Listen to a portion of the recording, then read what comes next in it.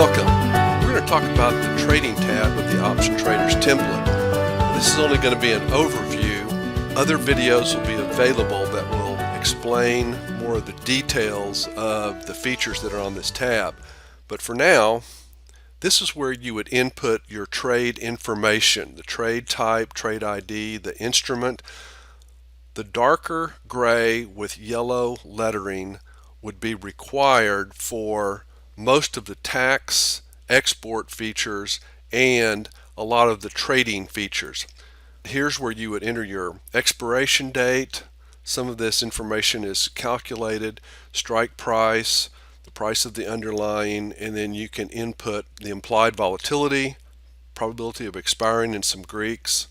Then you come over to where you open your trade with the date, the number of contracts, the opening activity, price, commissions and fees, and do the same thing when you close the trade.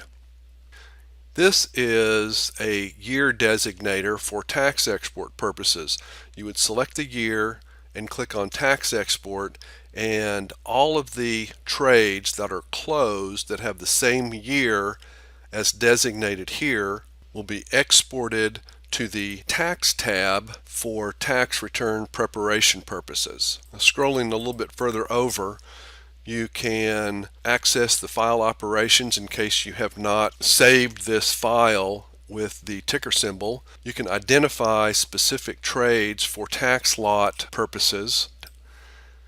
Down here, by trade ID, which is input here, goes from A all the way down to ZZ, so a possibility of 52 different trade IDs. But you can determine your investment return and percentage return. You can also, by trade ID, determine your net position delta and theta, the cash in and out for a particular year or period. You can take notes based on the date and whether it's an opening or closing trade. Profitability when you exit a trade, and another investment return by trade ID when you're looking at the gain or loss calculations.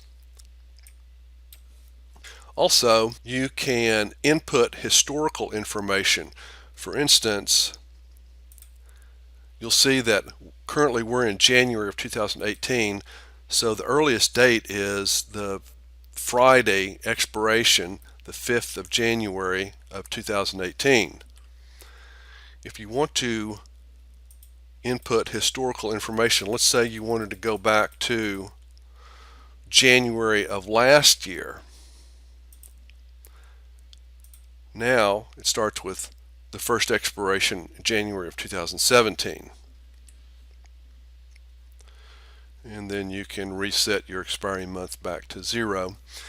Here is an expected move area. I use this in almost every trade that I make. It calculates what your one standard deviation expected move is going to be based on your days to expiration, the number of trading days in the year, whether you use trade days or actual calendar days in the year, the implied volatility, and the current price of the underlying.